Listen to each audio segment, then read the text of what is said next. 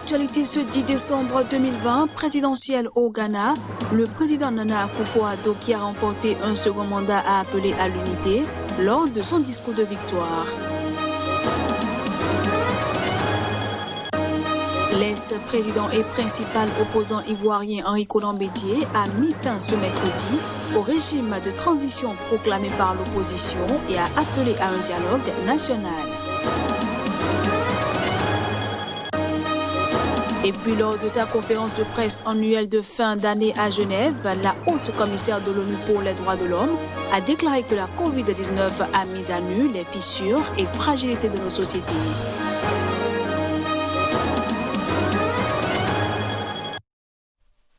Pour le sommaire, bienvenue à tous.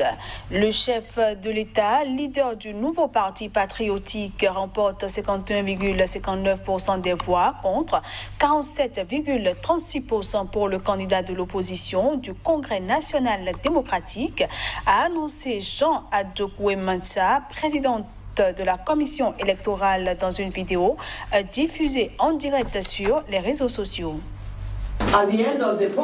À l'issue du scrutin, Nana Addo Dankwa Akufo-Addo du nouveau parti patriotique a obtenu 6 730 413 voix, soit 51,595% du total des votes exprimés. Alors que ses supporters fêtent la victoire devant sa résidence à Accra, le président Nana Akufo-Addo, qui a remporté un second mandat en battant de peu son rival de longue date, John Mahama, a appelé à l'unité lors de son discours de victoire. On le suit.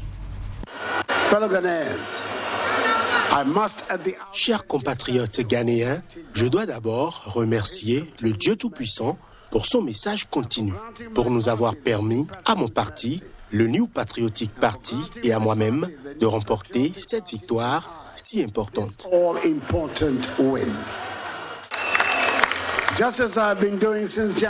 Tout comme je le fais depuis janvier 2017, je vous donne ma parole que je continuerai à travailler très dur pour construire le Ghana prospère et progressiste auquel nous aspirons.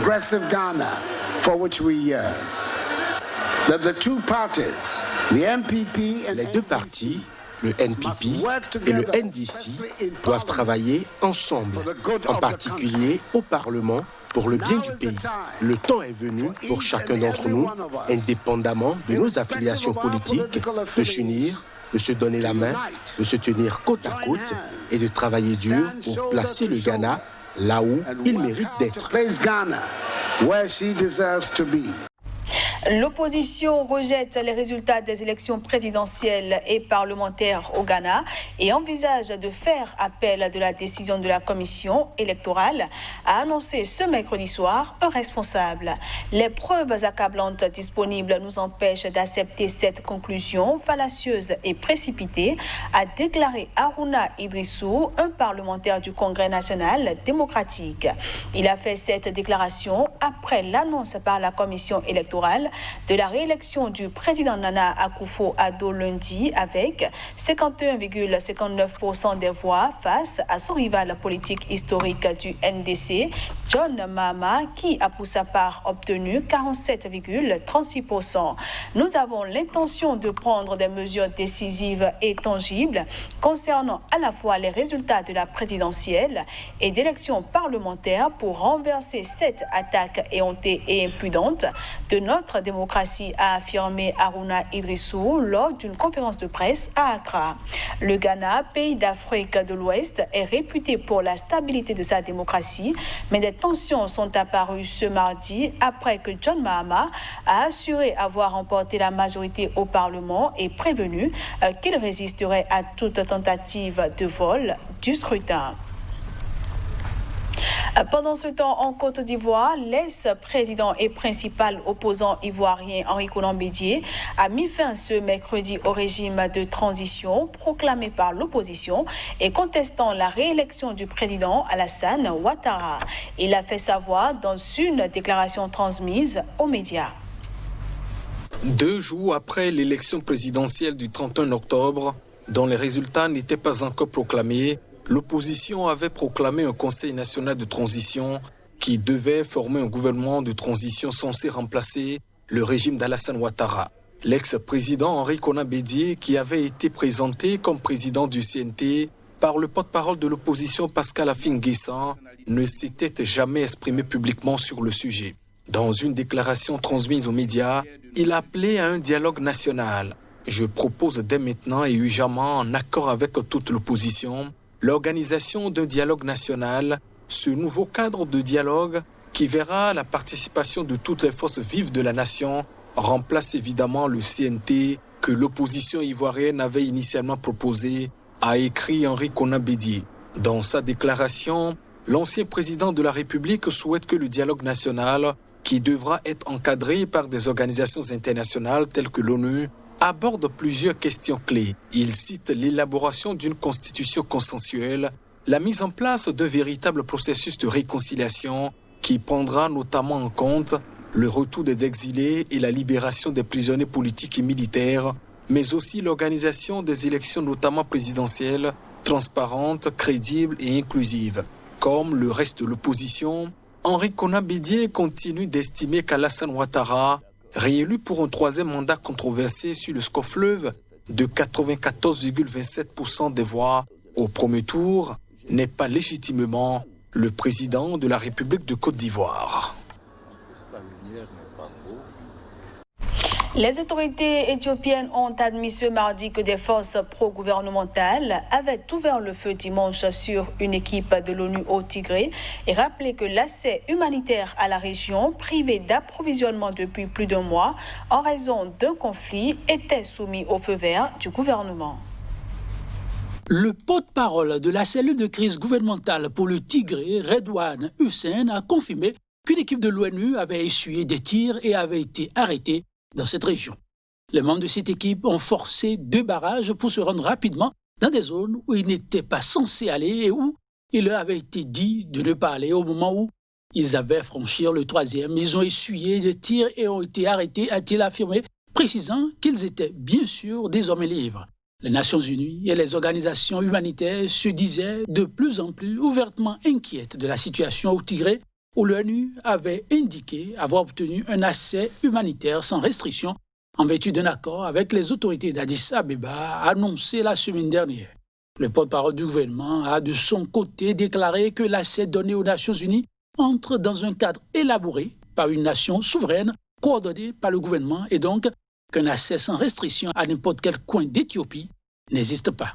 What the agreement meant was the government would coordinate.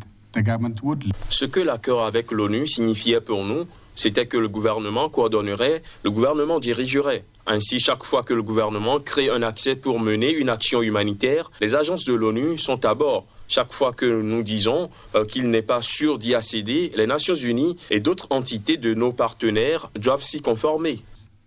Have to comply to that. Yes, some of the UN staffs were actually detained and certains membres du personnel de l'ONU ont été détenus et d'autres ont été abattus. Pourquoi? Ce pays n'est pas un no man's land. Il a un gouvernement. Il a des difficultés que dans le nord. Alors on leur a dit qu'ils ne devaient pas se déplacer dans certaines régions, mais ils se sont livrés à une sorte d'expédition aventureuse.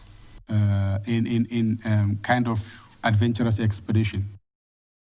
Mardi, à Genève, le porte-parole du Haut-Commissariat aux réfugiés, HCR, Babar Baloch, a regretté que l'ONU n'ait toujours pas cet accès terriblement nécessaire au Tigré où la situation humanitaire est de plus en plus critique. Et puis Michelle Bachelet, haute commissaire de l'ONU pour les droits de l'homme à l'ordre de sa conférence de presse annuelle de fin d'année à Genève, peint la gestion de la crise dans de nombreux pays. La pandémie de Covid-19 a mis à nu les fissures et fragilités de nos sociétés et mis à mal les droits de l'homme, a-t-elle déclaré. La haute commissaire de l'ONU pour les droits de l'homme a dénoncé autant l'incapacité des pays à investir dans le système de santé que la réaction tardive à la pandémie ou le refus de la prendre au sérieux, voire le manque de transparence sur sa propagation.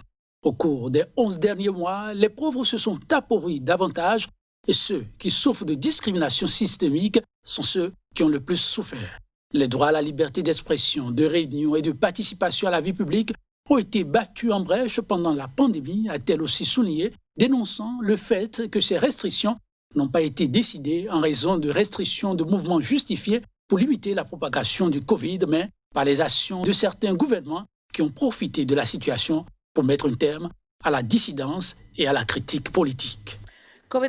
La Covid-19 a mis à nu les fissures et les fragilités de nos sociétés, exposant tous nos échecs à investir dans la construction de sociétés justes et équitables. Il a montré la faiblesse des systèmes qui n'ont pas réussi à mettre l'accent sur le respect des droits de l'homme. Étonnamment, même à ce jour, certains dirigeants politiques continuent de minimiser l'impact de la Covid-19, dénigrant l'utilisation de mesures simples telles que le port de masques et l'évitement des grands rassemblements. Quelques personnalités politiques parlent même encore avec désinvolture de l'immunité de groupe, comme si la perte de centaines de milliers de vies était un coût qui peut être facilement supporté au nom du bien commun. Politiser une pandémie de cette manière est plus qu'irresponsable, c'est tout à fait condamnable. Dans son discours ouvrant sa conférence annuelle sur les perspectives des droits de l'homme dans le monde, elle a également déclaré que la pandémie du Covid-19 a mis en lumière l'incapacité à faire respecter au mieux les droits, qu'ils soient économiques, sociaux, culturels, civiques ou politiques. Non seulement parce que nous n'avons pas pu le faire, mais aussi parce que nous avons négligé de le faire ou choisi de ne pas le faire. Voilà qui vient mettre un terme à cette édition que je vous remercie d'avoir suivi. À bientôt.